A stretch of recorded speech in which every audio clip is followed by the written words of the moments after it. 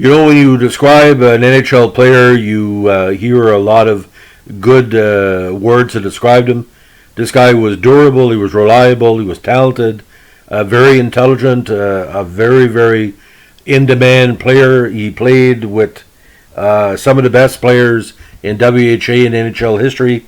Born in Nelson, British Columbia, but came to major prominence in the Saskatoon program of the Western Canadian Hockey League.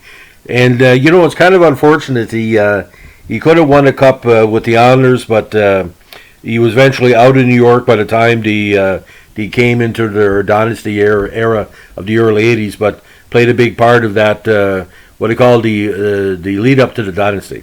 So we're going to be talking about the great Pat Price. Now, Sean Patrick Price, born again in Nelson, BC, 6'2", 195. Strong as the day is long, ladies and gentlemen.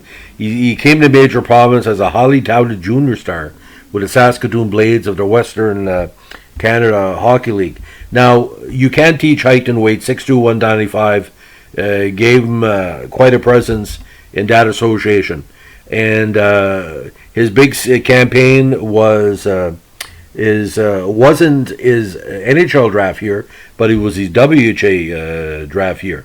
He was drafted by the Vancouver Blazers in a 74 draft after getting 95 points in 68 games.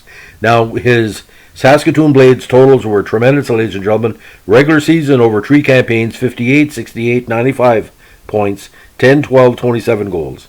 And in the playoffs, he put up 31 points in 30 games over 3 seasons. Now, the 4-year campaign with Saskatoon, again, led to the Blazers. He decided to sign with them in 1974, 34 points in 68 regular season games. Now, the Islanders decided to take a major, not say major risk, but a major jump. He took him 11 overall in 75, and eventually he jumped to the New York Islanders, but he didn't make the team in 76. He had 2 assists in 4 games in the regular season and 50 points in 72 games in the playoffs. Now, when he was called up to New York, he was finding himself to play more of a defensive role with the Islanders, obviously, because he had Dennis and Jean Potvin, and Dennis was taking much of the load on defense. He had 25 points in his first full season in the NHL in 77, and 12 points in 78, and had a few injuries that year and into the 79 season. Now, in 1980, he found himself with the Edmonton Oilers, who claimed him in the expansion draft. And I don't know why he eventually became unprotected, but he had that good offensive first season with the Gretzky Oilers in 1980, 32 points in 75 games.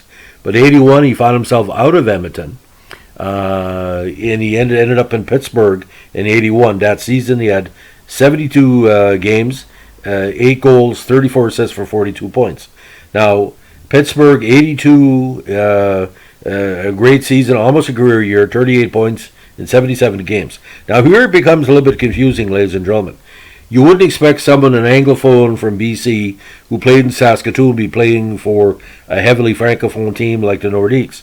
But he eventually took a chance on him, and he put up some really solid numbers, and he was getting more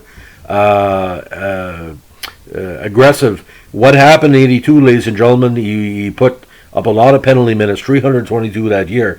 So I think Quebec got him for his grit and determination.